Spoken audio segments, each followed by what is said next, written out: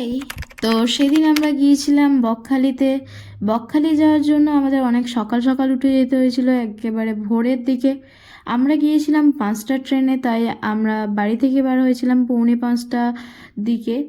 দেন স্টেশনে পৌঁছে আমরা টিকিট কেটে নিই। আপনারা যদি আসতে চান তাহলে শিয়ালদা থেকে নামখানা ট্রেন ধরতে হবে আপনাদেরকে।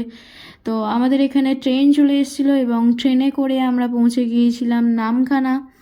দেন নামখানা থেকে আপনারা টোটো অটো পেয়ে যাবেন, যার ভাড়া মাত্র 40 টাকা, এবং বাসেও যেতে পারেন। আমরা গিয়েছিলাম বাসে, বাসে আমাদের 30 টাকা করে পড়েছিল। দেন আমরা নামখানা ব্রিজ পার করেই বকখালি পৌঁছে গিয়েছিলাম। তো নামখানা থেকে বকখালি আসতে মাত্র 45 মিনিট লাগে, এবং বকখালিতে আপনারা 300 টাকা থেকেই রুম পেয়ে যাবেন। তবে একটু খুঁজে নিতে হবে আপনাদের, বিভিন্নটা হোটেল দেখতে হবে, দেন তারপরেই পাবেন।